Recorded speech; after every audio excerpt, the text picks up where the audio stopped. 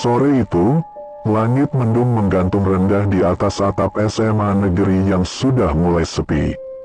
Rani, siswi kelas 11, berdiri di depan gerbang sekolah sambil menatap jam di ponselnya. Pukul 17.40. Telat lagi, gumamnya pelan. Sejak orang tuanya bercerai, Rani tinggal bersama bibinya di ujung desa. Jarak rumah cukup jauh, dan satu-satunya jalan tercepat adalah jalan lama, jalan sempit yang membelah sawah dan hutan kecil. Jalan yang oleh warga disebut Jalan Pantangan. Rani mengenakan jaket abu-abu, rok sekolah masih berdebu, tas berat menggantung di punggungnya. Ia menyalakan motor matic tuanya. Suara mesin terdengar serak, seolah ikut lelah. Saat motor mulai berjalan meninggalkan sekolah, entah kenapa dadanya terasa sesak. Bukan karena capek, lebih seperti perasaan diawasi. Di spion, sekolah makin menjauh. Jalanan ramai perlahan berubah lengang. Rumah-rumah jarang, lampu jalan belum menyala. Angin sore berhembus dingin, membuat bulu kuduk Rani meremang. Ia teringat pesan temannya pagi tadi. "Ran, jangan pulang lewat jalan lama kalau udah sore." Rani menggeleng pelan. Cuma perasaan. Motor melaju lebih cepat. Namun tanpa ia sadari, awan gelap mulai menutup matahari sepenuhnya. Jalanan berubah suram, burung-burung terbang rendah, dan suara alam terasa aneh. Terlalu sunyi. Saat ia melewati papan kayu tua di pinggir jalan bertuliskan pudar, "Hati-hati, sering terjadi kecelakaan."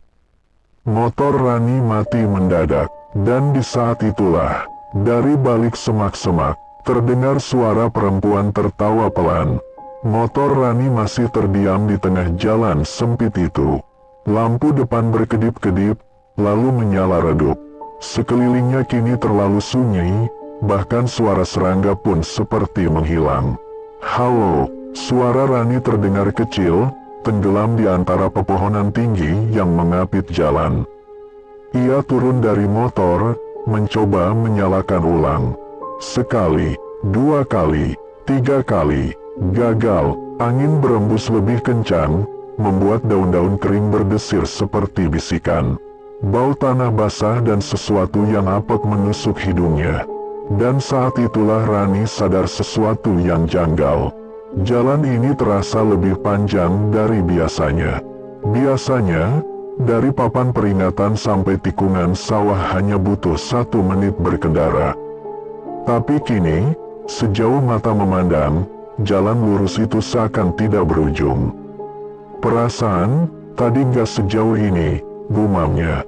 Rani menuntun motornya pelan-pelan. Setiap langkah terasa berat, seperti ada yang menarik kakinya ke bawah. Sepatu sekolahnya beberapa kali nyaris terpeleset di tanah lembab. Tiba-tiba, suara seperti langkah kaki terdengar dari belakang. Rani berhenti. Ia menoleh cepat. Tidak ada siapa-siapa. "Halah, cuma suara daun," katanya mencoba menenangkan diri, meski jantungnya berdegup kencang. Ia kembali berjalan. 1 langkah, 2 langkah. Suara itu muncul lagi. Kali ini lebih dekat. Rani mempercepat langkah. Nafasnya mulai tidak beraturan. Di kejauhan, ia melihat sesuatu yang membuatnya sedikit lega, cahaya lampu kecil. Rumah. Harapan muncul di dadanya. Ia hampir berlari sambil menuntun motor. Tapi semakin dekat ke cahaya itu, bentuknya justru semakin aneh.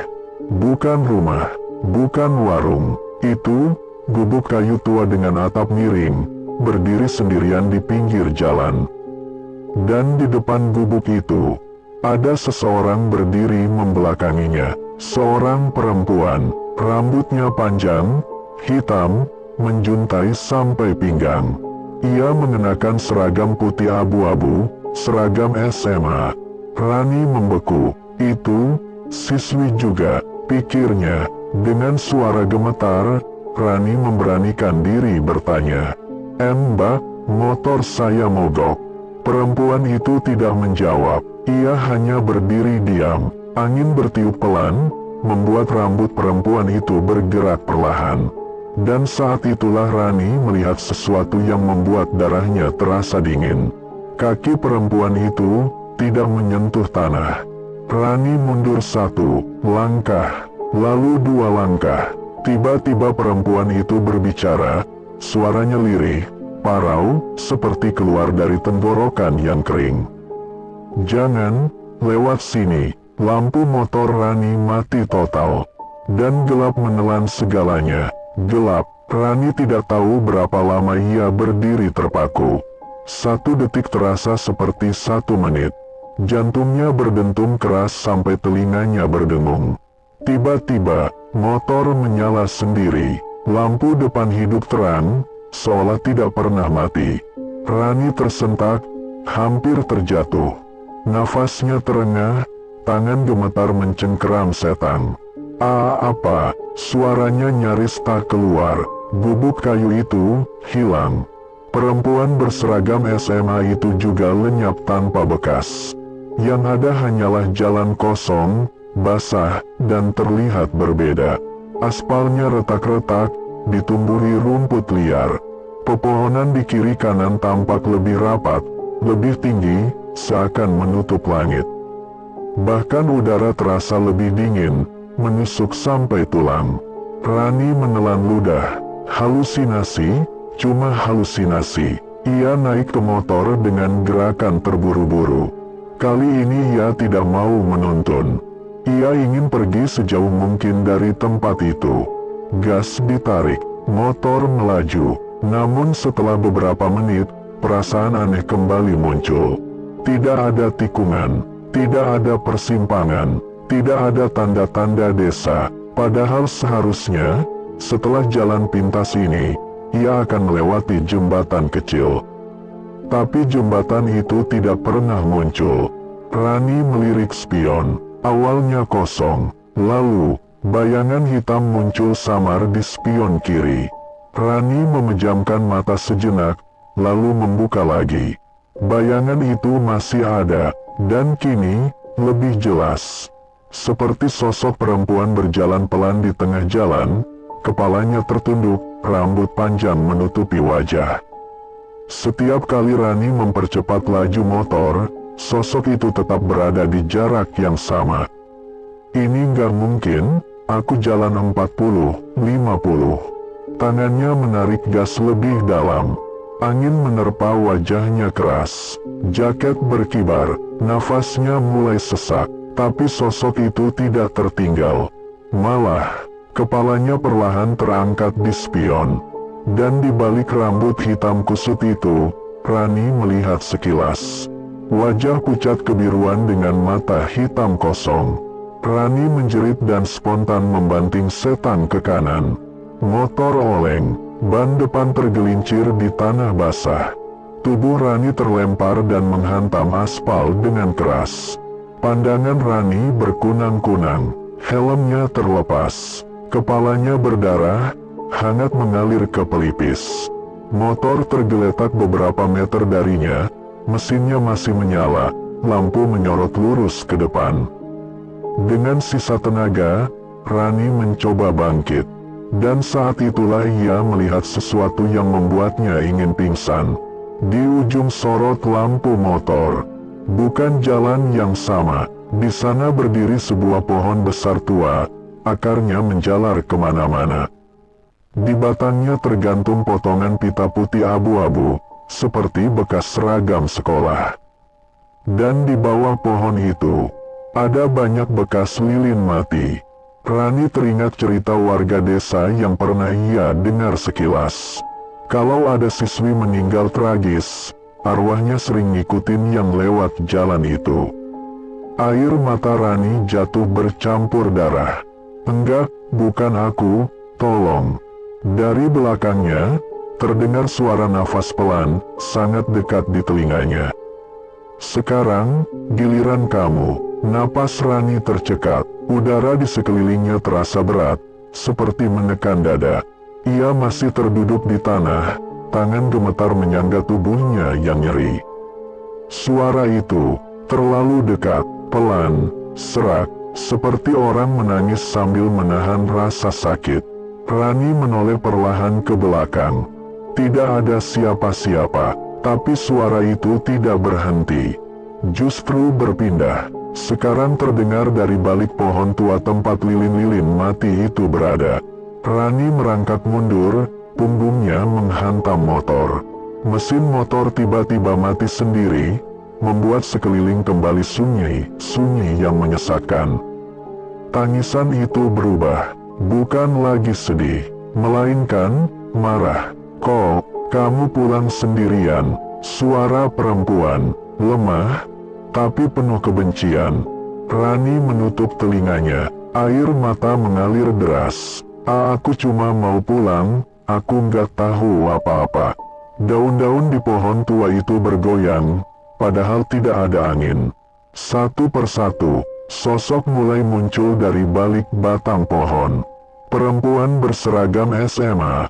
Bukan 1, 2, 3, 4. Semua dengan kondisi berbeda, ada yang bajunya sobek, ada yang lehernya miring tak wajar, ada yang wajahnya pucat dengan mata kosong. Tapi satu hal yang sama, mereka semua memakai seragam putih abu-abu. Rani terisak keras. Siapa kalian?" Salah satu dari mereka melangkah maju. Kakinya menyeret tanah, meninggalkan jejak hitam. "Aku pulang malam, kecelakaan, sendirian." Suara mereka saling tumpang tindih, seperti bisikan di dalam kepala Rani. "Kami mati di sini." Rani memejamkan mata, kepalanya berdenyut hebat. Potongan cerita yang pernah ia dengar kini terasa jelas. Siswi-siswi yang dikabarkan kecelakaan di jalan ini, jasadnya ditemukan pagi hari atau tidak pernah ditemukan sama sekali. Sosok pertama mendekat lagi. Kali ini wajahnya terangkat sepenuhnya. Rani mengenalnya. Itu Maya, kakak kelasnya 2 tahun lalu. Dibilang pindah sekolah, tapi rumor lain menyebut Maya meninggal kecelakaan saat pulang malam. "Kamu lihat aku, kan?" Suara Maya lirih, penuh luka. Rani mengangguk ketakutan. "Tolong, jangan tinggalin aku sendirian lagi." Tangan dingin menyentuh pergelangan kaki Rani. Rani menjerit dan menendang, berusaha bangkit. Tubuhnya terasa berat, seolah ada banyak tangan tak terlihat menahannya. Dari balik pohon, terdengar suara terakhir, lebih tua, lebih dalam. "Jam kamu sudah jalan." Lampu jalan di kejauhan menyala satu, lalu mati lagi, dan dalam sekejap, Rani kehilangan kesadaran. Rani terbangun dengan napas tersentak. Dadanya terasa dingin, bukan dingin malam, lebih seperti dingin yang berasal dari dalam tubuh. Ia membuka mata perlahan. Langit di atasnya abu-abu pucat, tidak gelap, tidak terang. Waktu seakan berhenti. Tidak ada suara jangkrik, tidak ada angin, sunyi yang kosong. Ia mencoba bangun, tubuhnya ringan, terlalu ringan. Rani duduk dan langsung melihat sesuatu yang membuatnya membeku. Beberapa meter darinya, tubuhnya sendiri tergeletak di tanah. Seragam putih abu-abu kotor lumpur. Helm pecah di samping kepala. Darah mengering di pelipis. Dadanya tidak bergerak. Enggak. Rani mundur, jantungnya berdegup panik. Ia melihat tangannya, pucat, sedikit transparan. Aku mimpi, ini mimpi." Ia menoleh ke jalan. Jalan itu kini terlihat jelas, jalan yang sama, tapi seperti dilihat dari balik kaca buram. Pepohonan diam, dunia terasa jauh. Dari arah pohon tua, terdengar langkah pelan. Satu sosok muncul, bukan menakutkan, wajahnya tenang, seragamnya rapi, rambut diikat sederhana, siswi SMA juga. "Kamu sudah di sini," katanya lembut. Rani menangis. "Aku mati?" "Iya." Siswi itu tidak langsung menjawab. "Kami semua juga bertanya hal yang sama dulu," katanya pelan. Sampai kami sadar, tubuh kami tidak bangun lagi. Rani menoleh ke tubuhnya sekali lagi. Air mata jatuh tanpa suara. Namaku Ayu, lanjut siswi itu. Aku meninggal jam segini juga. 3 tahun lalu. Rani mengangkat wajahnya. Kenapa kita semua mati di jalan ini? Ayu menatap pohon tua itu. Di sekelilingnya, bayangan-bayangan samar mulai bermunculan. Para siswi lain berdiri diam, menunduk. Karena jalan ini mengikat yang pulang sendirian, jawab Ayu. Yang lelah, yang sedih, yang pikirannya kosong. Rani teringat hidupnya akhir-akhir ini. Rumah yang tak lagi nyaman. Pulang tanpa disambut siapapun. Perasaan sendiri yang menumpuk. Apa? Aku bisa pergi. Suara Rani bergetar. Ayu tersenyum tipis. Belum, masih ada jam-jam yang harus kamu lewati. Tiba-tiba, dari kejauhan, terdengar suara sirene samar. Seperti ambulans. Jauh sekali, hampir tidak nyata. Rani menoleh berharap, tapi Ayu justru mundur selangkah. Kalau kamu dengar suara itu, katanya serius. Jangan berharap terlalu cepat. Kabut tipis mulai naik dari tanah, menelan tubuh Rani perlahan dari kaki ke dada. Dan dari balik kabut, terdengar bisikan ramai, suara para siswi lain. Jam 5, belum selesai, masih panjang. Pandangan Rani menggelap kembali. Rani terbangun lagi. Kali ini, ia mencium bau yang sangat familiar, bau bensin, tanah basah, dan asap rokok. Suara orang-orang terdengar samar, seperti datang dari dunia yang jauh. Di sini, Pak, ada motor jatuh. Rani membuka mata lebar-lebar. Ia melihat cahaya senter bergerak-gerak. Ada beberapa pria dewasa berdiri di sekitar tubuhnya. Salah satunya mengenakan jaket polisi. Yang lain warga desa, masih muda banget. Kasihan, pulang sekolah sendirian. Rani berusaha bangkit. Pak, saya di sini. Saya masih hidup. Ia berteriak sekuat tenaga. Tidak ada yang menoleh.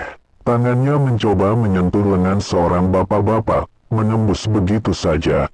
Rani terhuyung mundur. Dadanya terasa kosong. Kenapa? Ayu muncul di sampingnya, wajahnya muram. Kamu sudah melewati batasnya, katanya pelan.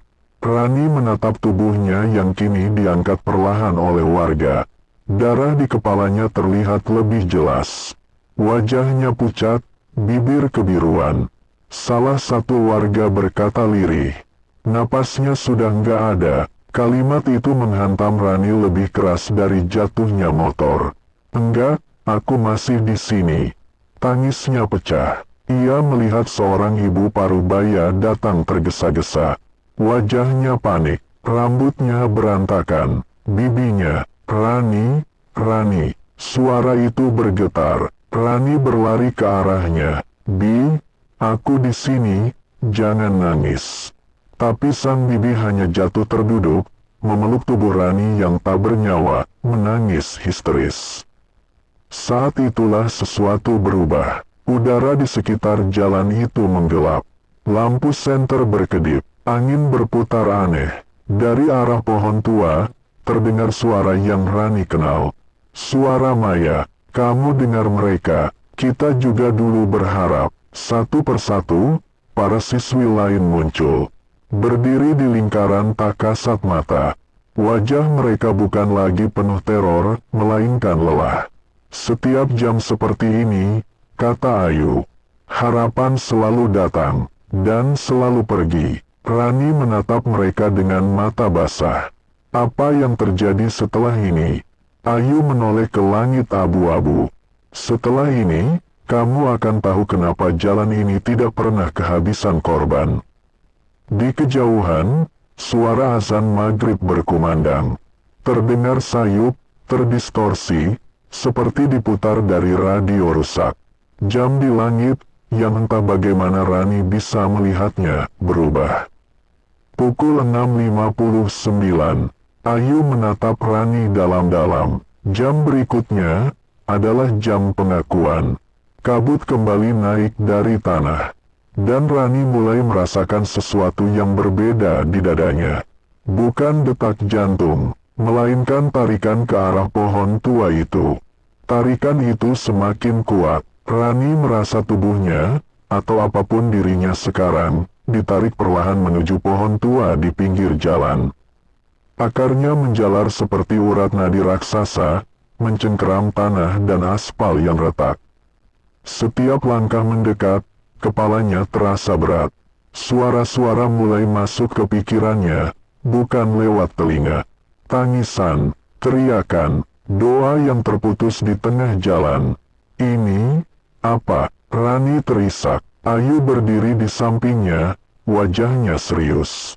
Ini memori jalan ini, katanya. Semua yang pernah diambil, disimpan di sini. Saat Rani menyentuh batang pohon itu, dunia berubah. Ia tidak lagi berada di jalan malam. Ia melihat siang hari bertahun-tahun lalu. Jalan masih berupa tanah merah. Seorang siswi SMA berjalan kaki sambil membawa sepatu di tangan. Wajahnya lelah. Lalu, sebuah truk melaju terlalu cepat. Teriakan, tubuh, terlempar, sunyi. Adegan berganti. Malam hujan. Dua siswi boncengan motor. Lampu mati. Teriakan minta tolong yang tak dijawab. Rani jatuh berlutut. Berhenti, tolong berhenti. Tapi jalan itu terus bercerita. Ayu berlutut di hadapan Rani. Dulu, ini bukan jalan biasa, katanya lirih. Di sini pernah ada perjanjian. Rani menatapnya. Orang-orang desa memotong jalan ini lewat tanah larangan. Pohon ini tidak ditebang, tapi dijadikan pengikat. Supaya yang menjaga tidak marah. Pengikat, suara Rani gemetar. Ayu mengangguk pelan. Dan yang jadi penyeimbangnya adalah nyawa yang pulang sendirian. Sosok-sosok siswi lain muncul di sekitar mereka. Kini wajah mereka terlihat jelas, bukan menyeramkan, tapi penuh penyesalan. Kami tidak diambil sekaligus, kata Maya. Kami dipanggil, satu persatu. Rani menutup wajahnya. Berarti, aku juga. Ayu tidak menyangkal, tapi ada satu perbedaan, katanya pelan. Kamu masih sadar sepenuhnya, dan itu jarang terjadi. Tiba-tiba, batang pohon tua itu berdenyut. Seperti jantung. Dari celah akarnya, terdengar suara berat, dalam, bukan suara manusia. Jam 7. Pengakuan telah diberikan. Tanah bergetar ringan. Lampu-lampu jalan di kejauhan menyala bersamaan, lalu mati lagi. Ayu berdiri. Mulai jam berikutnya, Rani, kamu harus memilih. Memilih apa? Tanya Rani dengan suara pecah. Ayu menatapnya lama. Apakah kamu akan menjadi korban terakhir? Atau penjaga baru? Kabut hitam perlahan menutup pandangan Rani. Detik terakhir yang ia dengar hanyalah suara batang pohon itu berderak. Seperti tersenyum, kabut perlahan menipis. Rani membuka mata dan mendapati dirinya berdiri sendirian di tengah jalan. Pohon tua itu masih ada, tapi kini terlihat lebih dekat, seolah jaraknya menyusut walau ia tidak melangkah. Ia menunduk ke tangannya, bukan lagi transparan sepenuhnya. Ujung jarinya mulai menghitam, seperti bekas arang. Dari kulitnya menjalar rasa dingin yang tidak sakit, tapi membuat mati rasa. Ayu, panggil Rani pelan. Tidak ada jawaban. Para siswi lain juga menghilang, seolah ditarik kembali ke dalam jalan itu sendiri. Kesunyian kali ini berbeda, bukan kosong, tapi menunggu. Rani mencoba melangkah menjauh dari pohon. Satu langkah, kakinya terasa berat. Dua langkah, dadanya sesak, seolah ada tali tak terlihat yang menariknya ke belakang. Tiga langkah, nyut, rasa sakit menjalar dari kaki ke kepala. Pandangannya berkunang-kunang. Tubuhnya terpental mundur dan jatuh terduduk tepat di dekat akar pohon. Aku nggak bisa pergi.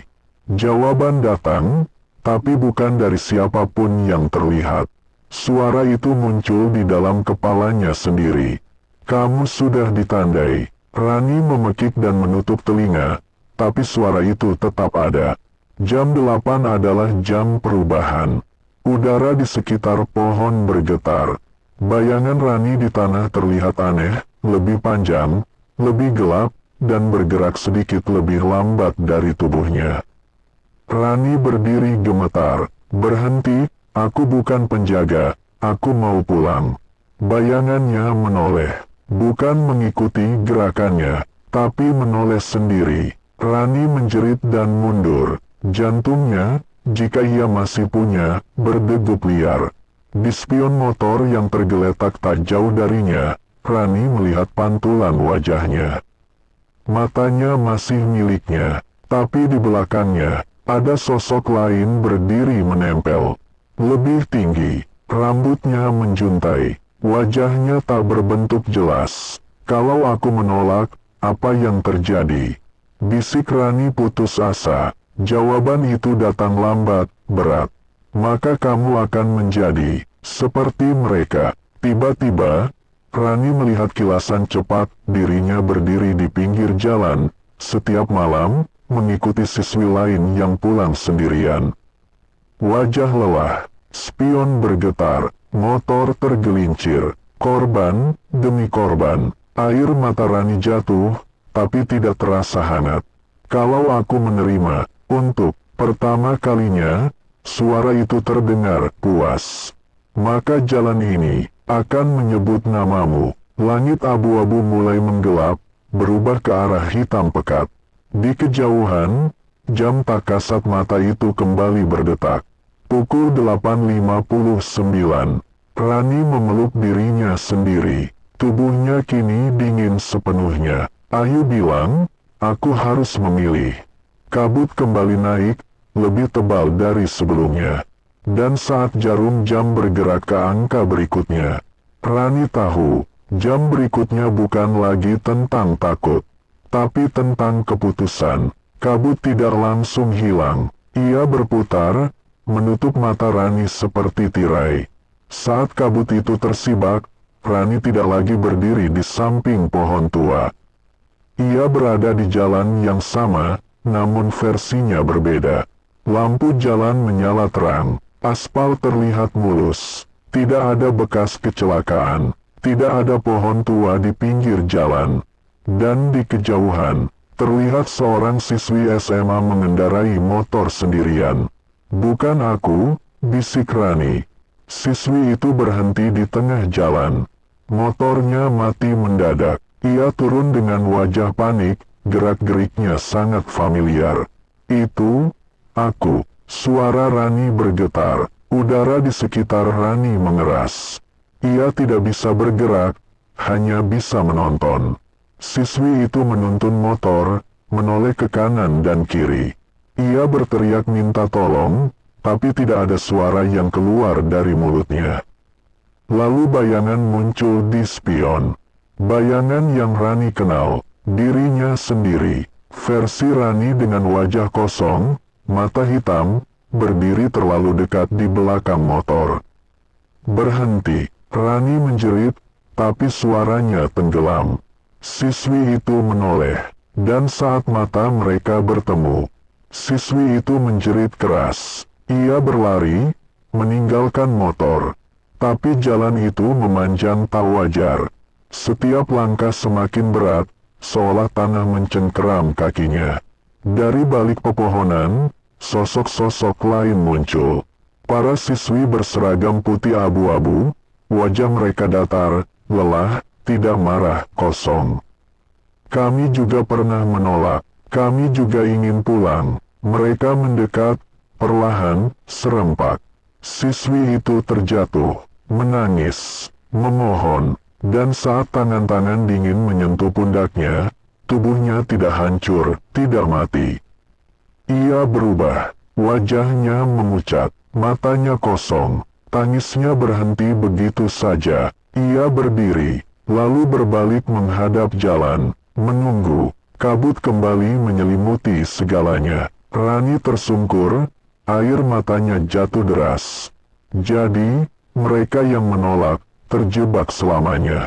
Jawaban datang dari segala arah, bergema di dalam kepalanya. Menolak bukan membebaskan, menolak adalah terus menunggu. Rani menatap tangannya lagi. Hitamnya kini menjalar sampai pergelangan. Bayangannya di tanah berdiri tegak, tidak lagi mengikuti gerakannya. "Apa? Aku masih bisa menyelamatkan orang lain," bisiknya lirih. Hening sesaat, lalu suara itu menjawab, lebih pelan dari sebelumnya. "Hanya jika kamu menerima peranmu." Di kejauhan, suara motor lain terdengar samar. Nyata, mendekat. Rani menoleh cepat. Di ujung jalan, ada lampu motor baru, dan jarum jam tak terlihat itu bergerak lagi. Pukul 9.59. Rani berdiri perlahan. Wajahnya basah air mata, tapi matanya mulai berubah, bukan kosong, melainkan mantap. Lampu motor itu semakin dekat. Suara mesinnya nyata, memecah sunyi. Rani berdiri di pinggir jalan, tepat di tempat pohon tua berdiri, meski kini pohon itu tampak samar, seperti bayangan yang hanya bisa dilihat oleh makhluk tertentu. Seorang siswi SMA muncul dari tikungan. Masih mengenakan seragam putih abu-abu, jaket tipis, tas ransel kecil, wajahnya lelah, matanya sembab, seperti habis menangis lama. Rani menelan ludah. "Jangan, lewat sini," bisiknya refleks. Tapi suaranya tidak keluar. Udara di sekeliling Rani bergetar. Bayangannya memanjang dan berdiri di tengah jalan, lebih dulu dari tubuhnya. Siswi itu melirik spion. Rani melihat wajahnya menegang. "Perasaan, barusan ada orang," gumam siswi itu, pelan tapi jelas. Rani mundur, satu langkah, panik, pergi, putar balik, tolong. Namun sesuatu menahan tubuhnya, bukan tangan, melainkan kehendak jalan itu sendiri. Motor siswi itu tiba-tiba batuk, lalu mati. "Ah sial!" Siswi itu turun, menuntun motor, tepat ke arah Rani berdiri. Jarak mereka tinggal beberapa langkah. Rani bisa melihat detail wajahnya, jerawat kecil di pipi, bekas air mata yang belum kering. "Masih hidup, masih bisa pulang. Maaf." Rani berbisik, suaranya bergetar. Siswi itu mendadak berhenti. Ia menoleh lurus ke depan. Dan untuk pertama kalinya sejak jam 1, mata manusia menatap langsung ke mata Rani. "Kak," suara siswi itu gemetar. Kenapa kakaknya berdiri di tengah jalan? Rani tersentak. Ia bisa dilihat, belum sepenuhnya, tapi cukup untuk membuat kontak mata. "Putar balik," kata Rani cepat, terengah. "Jangan lewat sini, tolong." Siswi itu ragu. Tangannya mencengkeram setang motor. "Tapi rumah aku lewat sini." Bayangan Rani di tanah bergerak maju, menyentuh roda motor. Dan seketika, udara berubah dingin. Wajah siswi itu memucat. Ada yang megang motor aku." Rani menjerit dalam hati. "Berhenti, jangan sentuh dia." Suara berat itu muncul lagi, menekan dari segala arah. Jam 10 adalah jam uji kesetiaan. Bayangan itu menoleh ke Rani, seolah bertanya, "Kau akan melanjutkan, atau melawan?" Rani memejamkan mata, seluruh dirinya gemetar. Dengan sisa kendali yang ia punya, Rani berteriak. Kali ini suaranya keluar, pecah, tapi nyata. "Lari!" Siswi itu tersentak. Tidak berpikir lama, ia meninggalkan motor dan berlari ke arah berlawanan. Napasnya terengah, langkahnya terpeleset tapi terus bergerak. Bayangan di tanah menjerit marah. Udara bergetar hebat. Lampu-lampu jalan berkedip cepat. "Kamu melanggar." Rani tersungkur. Rasa sakit menjalar ke seluruh tubuhnya, dingin, tajam, membuatnya hampir pingsan. Namun di kejauhan, langkah kaki siswi itu menjauh. Hilang, sunyi kembali turun. Rani terbaring, terengah, air mata mengalir. Aku nggak mau jadi mereka. Pohon tua bergerak keras, akarnya bergerak sedikit, seolah gelisah. Jam tak terlihat itu berdetak pelan. Pukul 10.59. Suara itu kembali, kali ini lebih rendah, lebih dingin. Maka jam berikutnya akan menguji seberapa kuat pilihanmu. Kabut turun lagi, lebih pekat dari sebelumnya. Kabut tidak lagi terasa dingin. Kini kabut itu berat, seperti menekan tubuh Rani dari segala arah. Ia mencoba berdiri, tapi kakinya goyah. Setiap kali ia menjauh dari pohon tua, dadanya terasa seperti diremas. Lampu-lampu jalan menyala semua sekaligus. Terang, terlalu terang, dan untuk pertama kalinya, Rani melihat jalan itu sepenuhnya. Aspal penuh retakan halus seperti bekas cakar. Di beberapa titik, noda gelap menghitam, bekas kecelakaan lama yang tidak pernah benar-benar hilang. Udara bergetar pelan, seperti napas panjang yang ditahan. Kamu seharusnya tidak ikut campur. Suara itu kini terdengar lebih dekat, bukan lagi dari segala arah, melainkan dari belakang Rani. Rani menoleh perlahan, bayangannya tidak lagi menempel di tanah. Ia berdiri tegak di hadapan Rani. Wujudnya mirip dirinya, tapi wajahnya kosong, matanya gelap seperti lubang tanpa dasar. Aku cuma nggak mau dia mati, kata Rani lirih. Bayangan itu mengangkat kepala sedikit, dan karena itu, keseimbangan terganggu. Tanah bergetar, dari balik jalan, satu persatu para siswi lain muncul. Tapi kali ini mereka tidak berdiri diam. Mereka berjalan pelan, tertunduk, wajah mereka dipenuhi rasa sakit yang lama dipendam. Maya melangkah ke depan. Kami juga pernah berharap ada yang melakukan hal yang sama, katanya. Tapi jalan ini tidak suka dilawan. Apa yang akan terjadi padaku? Tanya Rani dengan suara hampir habis. Ayu muncul terakhir, wajahnya sedih, tapi tegas. Jam 11 adalah jam penarikan, katanya pelan. Jalan akan mengambil sesuatu darimu, sebagai ganti. Rani menggeleng panik. Apa saja, jangan orang lain. Bayangan itu mendekat. Saat menyentuh dada Rani, rasa hangat terakhir dalam dirinya menghilang. Kenangan-kenangan kecil berkelebat, suara tawa di sekolah, bau rumah saat hujan, wajah bibi yang memeluknya. Semuanya memudar. Rani menjerit tanpa suara. Mulai sekarang, kata suara itu dingin, kamu tidak akan pernah merasakan rumah. Air mata Rani jatuh, tapi terasa asing, seolah bukan miliknya lagi. Para siswi lain perlahan menghilang, satu persatu, kembali menyatu dengan jalan. Lampu-lampu jalan mati bersamaan, hanya satu yang tersisa menyala, tepat di atas pohon tua. Ayu menatap Rani untuk terakhir kalinya di jam ini. Kamu sudah melangkah terlalu jauh untuk kembali, katanya lembut. Tapi belum cukup jauh untuk bebas. Jam tak terlihat itu berdetak berat. Pukul 11.59. Kabut naik perlahan, dan di dalam dirinya, Rani sadar. Ia masih melawan, tapi jalan itu mulai memiliki sebagian dari dirinya. 12 malam, tidak ada jam, tidak ada langit, tidak ada arah. Rani berdiri di ruang gelap tanpa batas. Bukan jalan, bukan hutan, melainkan keheningan murni. Bahkan pikirannya sendiri terasa pelan, seperti berjalan di air kental.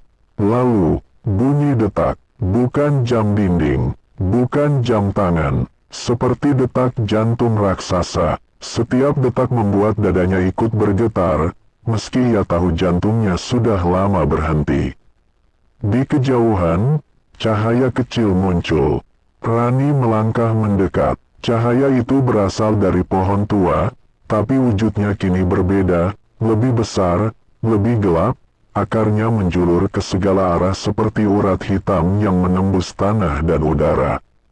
Dan di batang pohon itu, terpahat nama-nama, puluhan, ratusan, nama siswi. Sebagian sudah pudar, sebagian masih jelas. Rani membaca satu persatu. Maya, Ayu, nama-nama yang sudah ia temui. Tangannya gemetar saat melihat satu nama di bagian paling bawah. Rani, masih basah, seolah baru saja diukir. Jadi, ini akhirnya, suaranya nyaris tak terdengar. Belum, suara baru muncul. Bukan suara jalan, bukan suara bayangan. Lebih tua, lebih tenang. Dari balik pohon, muncul seorang perempuan dewasa. Pakaiannya bukan seragam, rambutnya disanggul sederhana, wajahnya pucat, tapi matanya penuh kesedihan yang dalam. Aku yang pertama, katanya pelan. Dan aku yang terakhir masih sadar. Siapa? Kamu? Tanya Rani. Perempuan itu menyentuh batang pohon. Dulu, aku siswi di sini. Jalan ini belum ada, pohon ini belum lapar. Rani menahan napas.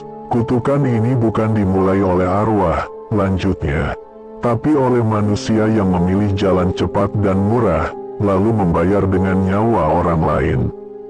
Detak jantung pohon menguat. Setiap tengah malam, kata perempuan itu, jalan ini menanyakan satu hal pada mereka yang tersisa.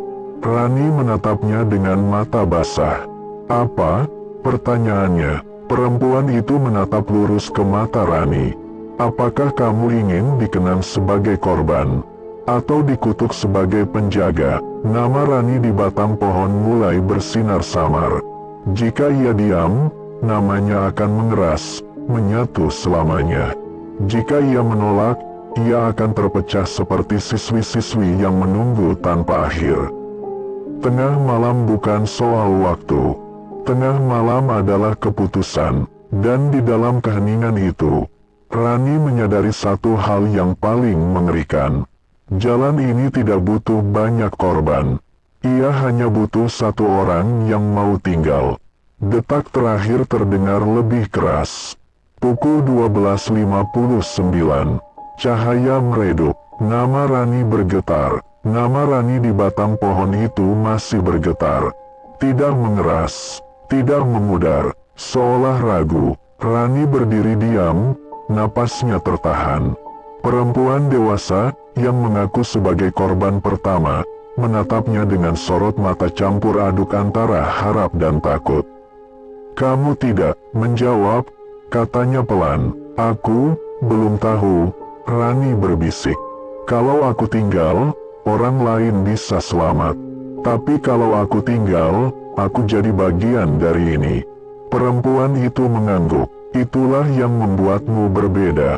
Detak jantung pohon melemah sesaat. Lalu, tiba-tiba, RETAAK. Suara seperti kayu tua merekah menggema di ruang gelap itu. Sebuah retakan tipis muncul di batang pohon, tepat di antara nama-nama yang terukir. Rani tersentak. Apa itu? Retakan aturan? Jawab perempuan itu cepat. Sudah lama tidak terjadi. Udara bergetar keras. Kabut hitam menggulung dari segala arah, dan dari baliknya muncul para siswi lain. Wajah mereka tidak lagi lelah, melainkan marah. Maya melangkah maju. Kalau dia mengubah jalan ini, lalu pengorbanan kami apa artinya? Ayu berdiri di sisi lain, ragu-ragu. Tapi, kalau tidak ada korban lagi. Diam, potong salah satu siswi dengan suara melengking. Kita terjebak karena aturan. Kalau aturan pecah, kita bisa hilang. Rani mundur setengah langkah. Aku nggak mau kalian hilang. Tapi kami juga tidak mau dilupakan. Suara-suara itu tumpang tindih, memenuhi ruang gelap. Pohon tua bergetar lebih keras. Akar-akarnya bergerak gelisah. Suara jalan itu kembali, lebih kasar dari sebelumnya. Jam 13 adalah jam perlawanan. Bayangan Rani terlepas sepenuhnya dari tubuhnya dan berdiri di tengah-tengah para arwah. Kali ini bayangan itu retak, seperti kaca pecah. Apapun pilihanmu, kata bayangan itu dingin. Tidak semua akan selamat. Rani memejamkan mata, air mata jatuh. Kalau aku harus menanggungnya sendiri, jangan seret yang lain. Untuk pertama kalinya, pohon tua itu diam. Tidak ada detak, tidak ada bisikan, hening yang menakutkan. Lalu, cahaya samar muncul dari retakan batang pohon, memancar lembut, berbeda dari kegelapan sebelumnya. Perempuan dewasa itu tersenyum tipis. Kamu mulai menulis aturanmu sendiri, Rani. Namun dari kejauhan, Rani melihat sesuatu yang membuat dadanya kembali sesak. Beberapa nama di batang pohon mulai mengelupas, dan para siswi yang namanya memudar, menjerit ketakutan. Jam yang tak terlihat berdetak pelan. Pukul 13.59. Pilihan Rani tidak hanya menyelamatkan, ia juga mengorbankan yang lain. Retakan di batang pohon itu semakin jelas. Cahaya lembut dari dalamnya berdenyut pelan, berlawanan dengan kabut hitam yang menggulung di sekeliling. Dua kekuatan yang saling menekan, dan Rani berdiri tepat di tengahnya. Para siswi kini terbelah. Di sisi kiri, mereka yang wajahnya dipenuhi amarah. Mata hitam pekat, bayangan mereka tebal dan berat, seolah menempel kuat pada jalan itu. Di sisi kanan, mereka yang wajahnya masih menyimpan rasa takut dan harapan. Maya berdiri di barisan kiri. Kita mati di sini, kita menderita di sini. Kalau jalan ini berhenti mengambil korban, penderitaan kita sia-sia. Ayu berdiri di sisi kanan, tangannya mengepal. Kita bukan mati supaya orang lain ikut mati. Teriakan saling tindih, tangisan bercampur amarah. Udara bergetar hebat sampai Rani harus menutup telinganya. Cukup, suara Rani pecah, menggema lebih keras dari yang ia kira. Semua terdiam, bahkan jalan itu seakan menahan napas. Aku nggak minta ini, lanjut Rani dengan suara bergetar tapi tegas. Aku nggak mau jadi korban. Aku juga nggak mau jadi penjaga yang memakan orang lain. Bayangannya berdiri di sampingnya, retakannya kini bercahaya tipis. Tapi aku di sini sekarang, kata Rani. Dan kalau harus ada yang menanggung kutukan ini, biar aku saja. Tanah bergetar hebat, pohon tua meraung, bukan suara marah, melainkan suara sakit. Akar-akarnya mencengkeram tanah lebih dalam, seolah berusaha bertahan. Dari sisi gelap, beberapa arwah melangkah maju. Kalau aturan pecah, kita akan lenyap. Kita nggak mau dilupakan. Rani menatap mereka dengan mata basah. Kalian nggak akan dilupakan. Selama aku ada, untuk sesaat, waktu seperti berhenti. Lalu, srek, satu akar pohon patah. Cahaya menyembur keluar, membuat sebagian arwah menjerit, bukan kesakitan, tapi ketakutan akan kebebasan. Beberapa sosok di sisi kanan mulai memudar perlahan, wajah mereka tenang. Senyum kecil muncul sebelum mereka benar-benar hilang. Ayu menoleh ke Rani, matanya berkaca-kaca. Terima kasih. Sementara di sisi kiri, para arwah menjerit marah. Bayangan mereka menghitam, melekat lebih kuat pada jalan. Kalau begitu, suara jalan itu menggelegar. Kamu akan menanggung. Mereka yang tertinggal. Rani jatuh berlutut. Rasa dingin menusuk seluruh dirinya. Nama-nama yang tidak mengelupas di batang pohon berpindah, terukir lebih dalam, mengarah padanya. Jam berdetak berat. Pukul 14.59. Rani terengah, air mata jatuh tanpa suara. Ia menyelamatkan sebagian, dan kini, ia terikat pada yang lain. Rani terbangun dengan satu perasaan yang jelas. Berat, bukan berat di kaki, bukan di tangan, melainkan di seluruh keberadaannya.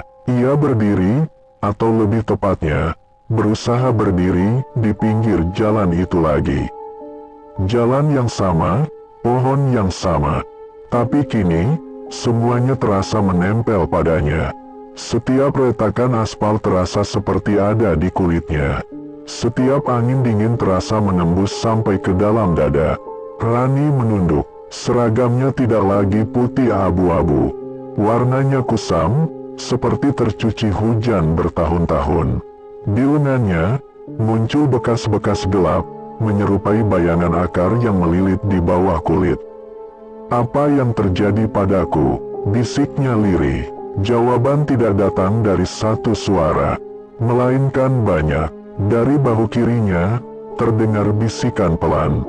Dari belakang kepalanya, ada tangis tertahan. Dari dadanya, ada amarah yang bukan miliknya. Para arwah yang tersisa, yang menolak pergi, kini menumpang di dalam dirinya. "Aku capek, aku nggak mau sendirian. Kenapa harus kita?" Rani jatuh berlutut, memeluk dirinya sendiri. Aku tahu kalian sakit." Suaranya bergetar, "Tapi jangan tarik aku juga."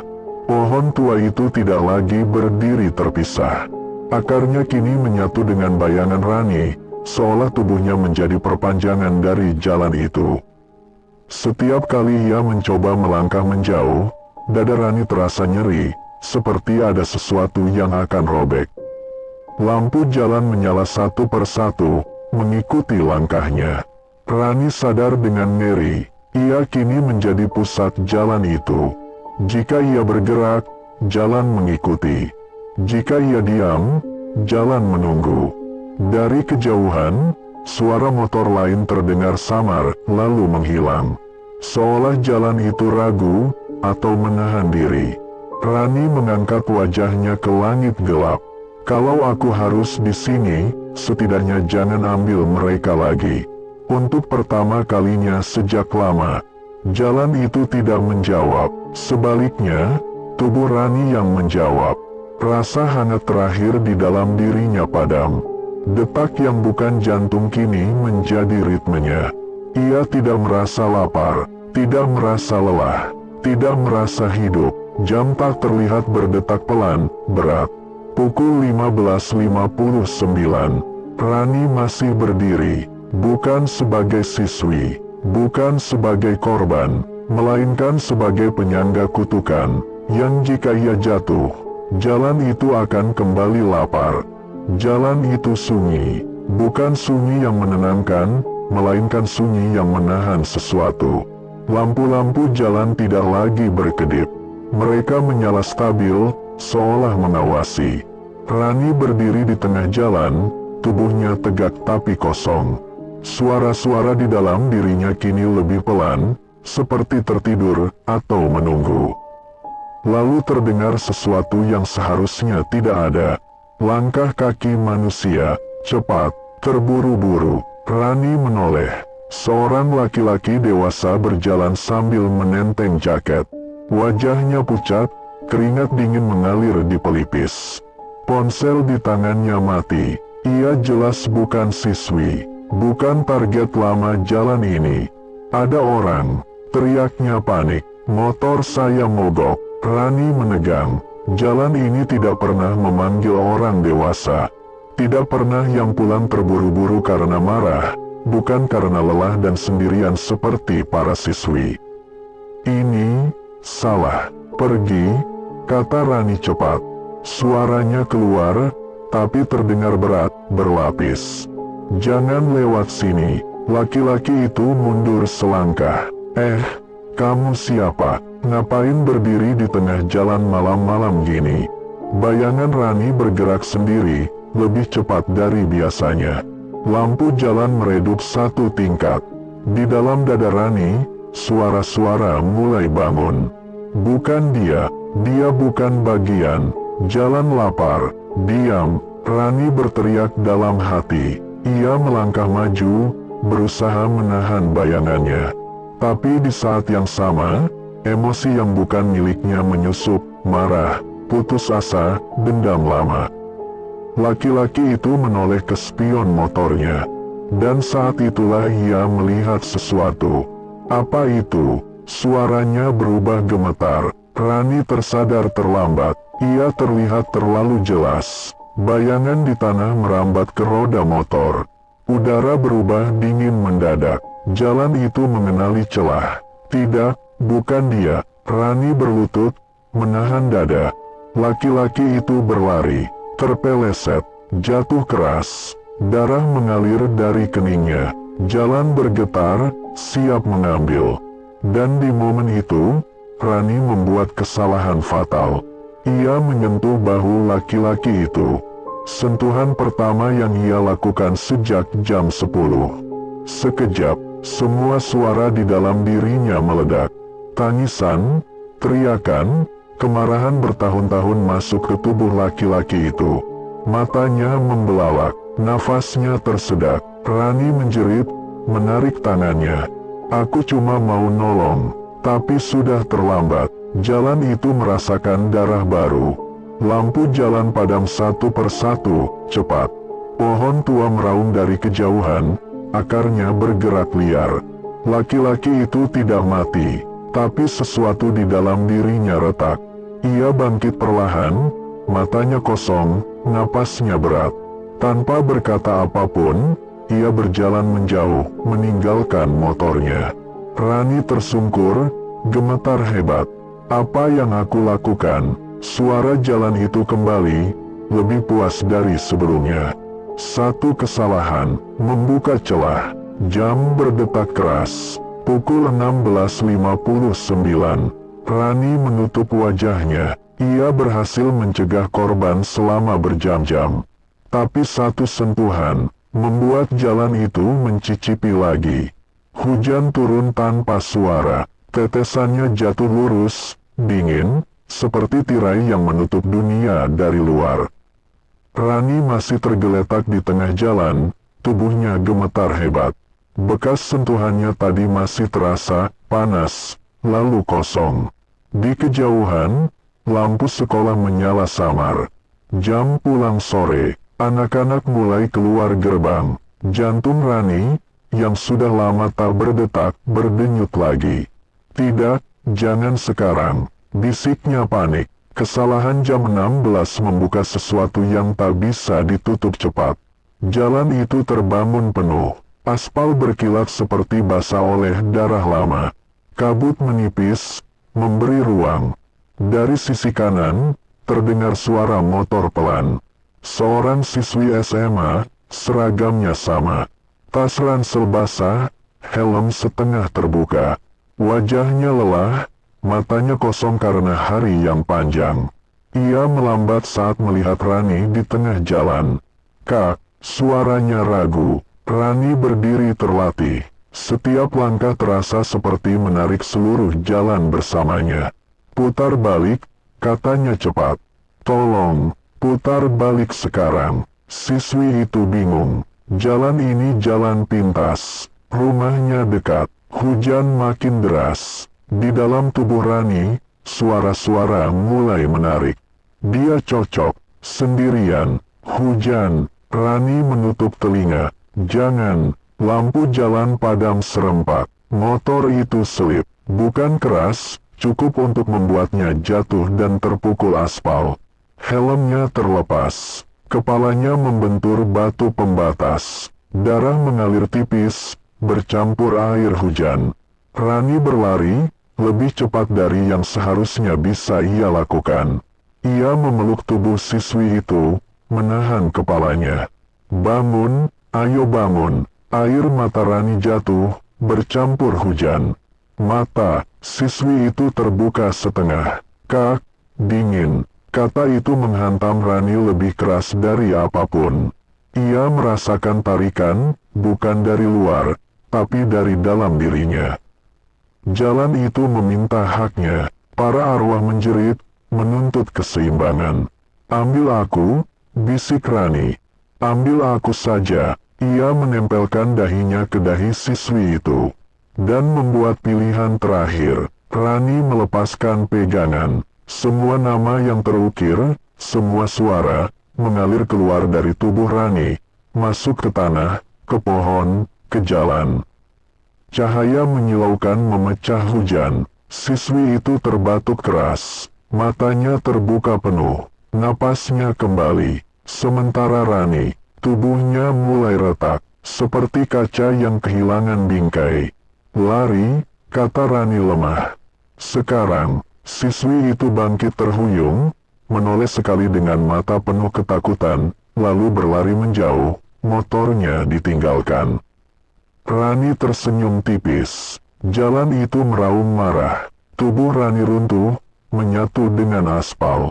Tidak ada darah, tidak ada jasad, hanya bekas retakan panjang di tengah jalan, seperti bekas ditambal tergesa.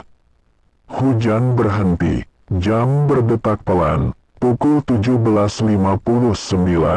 Tidak ada laporan kematian, tidak ada berita, tidak ada nama baru di pohon. Hanya jalan yang kini sunyi, kenyang, tapi kehilangan penjaganya. Maghrib berlalu, azan terdengar dari kejauhan, samar dan terpotong angin. Jalan itu kembali tampak biasa. Lampu jalan menyala normal. Aspal kering, rapi, seolah tak pernah menelan siapapun. Orang-orang lewat tanpa melambat. Tidak ada yang tahu bahwa di bawah lapisan tipis aspal itu, Rani masih ada. Siswi yang selamat, namanya Nisa, duduk di ruang IGD dengan selimut tipis menutupi bahunya. Dokter berkata ia hanya gegar ringan. Keajaiban, katanya, motor rusak. Helm pecah, tapi kepalanya selamat. Nisa mengangguk, tapi matanya kosong. Setiap kali ia memejamkan mata, ia melihat wajah Rani, pucat, tersenyum, lalu retak seperti kaca. Dingin, kata Nisa tanpa sadar. Perawat menoleh. Kamu bilang apa, Dek? Nisa menggeleng cepat. Enggak apa-apa. Saat ia bangun dari ranjang, telapak kakinya terasa perih. Seperti menginjak aspal panas, padahal lantai rumah sakit dingin. Di luar, senja turun. Jalan tempat kejadian mulai ramai oleh warga yang pulang kerja. Tidak ada lagi kabut, tidak ada bayangan aneh. Namun, retakan panjang di tengah jalan itu tidak pernah bisa ditambal sempurna. Aspal selalu pecah di tempat yang sama. Di rumahnya, Nisa mandi lama. Air mengalir deras, tapi dingin tidak pergi. Saat ia menatap cermin, ia melihat sesuatu di lehernya. Tipis, gelap, seperti bayangan akar di bawah kulit. Nisa menutupinya dengan handuk, napasnya memburu. Malam itu, ia bermimpi. Ia berdiri di tengah jalan. Hujan turun tanpa suara. Seseorang berdiri membelakanginya, seragam putih abu-abu, rambut basah menempel di punggung. Kak, panggil Nisa. Sosok itu menoleh. Bukan wajah hantu, bukan wajah marah, hanya wajah lelah yang terlalu muda untuk mati. Tolong, kata Rani dalam mimpi. Jangan biarkan jalan ini lapar lagi. Nisa terbangun dengan jeritan tertahan. Jam di dinding menunjukkan pukul 18.59. Di luar, motor lewat satu persatu. Dan untuk pertama kalinya sejak Rani lenyap, lampu jalan itu berkedip sekali. Malam turun sepenuhnya, langit hitam tanpa bintang. Jalan itu kembali ramai oleh suara motor, klakson, dan tawa orang-orang yang tidak tahu apa-apa. Tapi di antara semua kebisingan itu, ada satu ritme yang berbeda, denyut pelan dari dalam tanah. Nisa duduk di kamarnya, lampu menyala terang. Buku pelajaran terbuka, tapi tak satu kata pun masuk ke kepalanya. Matanya terus melirik ke jam dinding. Pukul 19.19. Angka itu membuat dadanya sesak. Sejak sore, rasa dingin tak pernah benar-benar pergi. Setiap kali kakinya menyentuh lantai, ia merasa seperti berdiri di aspal basah. Setiap kali menutup mata, ia mendengar suara hujan. Padahal di luar kering. Ia bangkit, menyalakan ponsel. Tangannya gemetar. Tanpa sadar, jari-jarinya membuka peta. Dan berhenti tepat di satu tempat. Jalan itu, Nisa tersentak, menutup layar. Kenapa aku buka itu? Di luar jendela, lampu jalan berkedip 2 kali. Nisa menelan ludah. Bayangan di sudut kamarnya bergerak sedikit, bukan memanjang, tapi menggeliat, seperti akar yang mencari tanah. Kak Rani, panggilnya lirih, tanpa tahu kenapa ia menyebut nama itu. Udara dingin menebal, suara yang menjawab tidak keras, tidak menakutkan, hanya lelah. Aku capek. Nisa jatuh terduduk, air mata langsung mengalir. Aku gak mau mati, aku masih sekolah, aku masih mau hidup. Bayangan itu mendekat, berhenti di depan kakinya. Aku juga. Seketika Nisa paham, Rani tidak datang untuk menakutinya. Jalan itu yang menarik. Tanpa penjaga, kutukan itu tidak berhenti. Ia hanya mencari yang selamat terakhir. Kalau aku nolak, suara Nisa pecah. Bayangan itu bergetar, maka jalan akan memilih yang lain. Gambaran muncul di kepala Nisa, siswi lain, pulang malam, hujan, jatuh darah. Semua terasa terlalu nyata. Nisa menutup wajahnya. Kenapa aku? Jawaban itu pahit. Karena kamu pernah dipegang oleh jalan. Dan masih hidup. Jam berdetak keras. Pukul 19.59. Di luar, suara motor melintas di jalan itu. Lampu kembali berkedip, kali ini lebih lama. Nisa berdiri perlahan. Ia mengambil jaket, helm, kunci motor. Air matanya jatuh ke lantai kamar. Aku gak janji kuat, bisiknya. Bayangan Rani memudar, tapi satu kalimat tertinggal, berat dan jujur. Aku juga dulu bilang begitu. Pintu kamar tertutup pelan, dan untuk pertama kalinya sejak jam 17.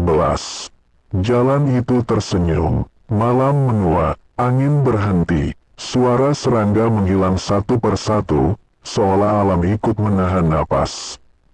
Jalan itu kembali lengang, lampu-lampunya menyala pucat, membentuk lorong cahaya yang terlalu rapi untuk terasa aman.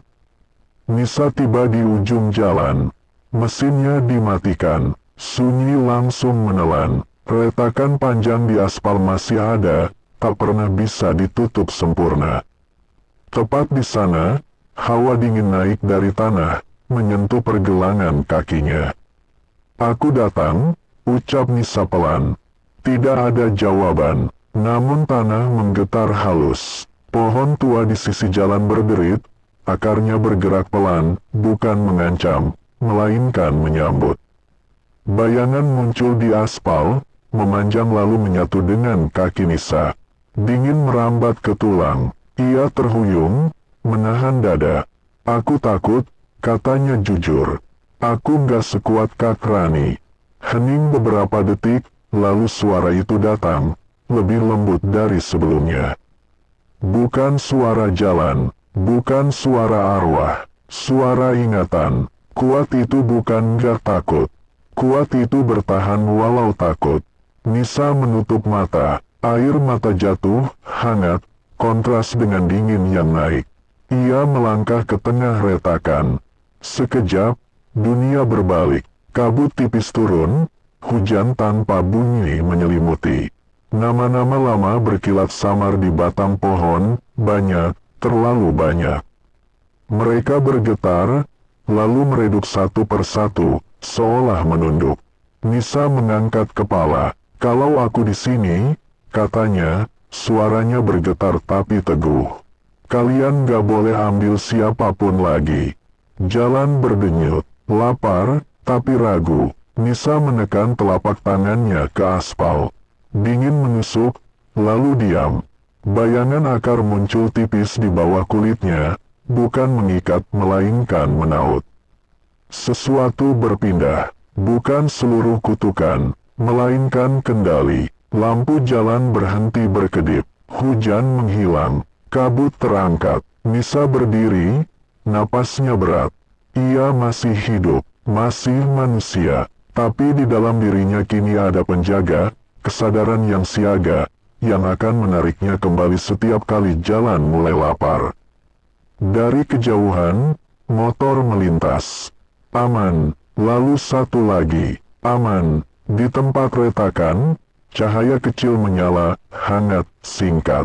Wajah Rani muncul sesaat, tersenyum, tipis, tidak meminta, tidak mengikat, hanya lega. Terima kasih, bisiknya, lalu memudar. Jam berdetak, pukul 20.59.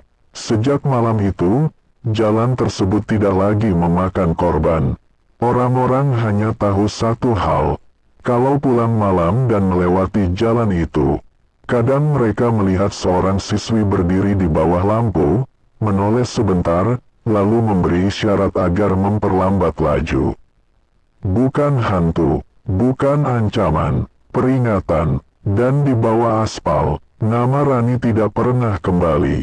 Itulah cerita horor kali ini, sampai ketemu lagi di cerita horor berikutnya.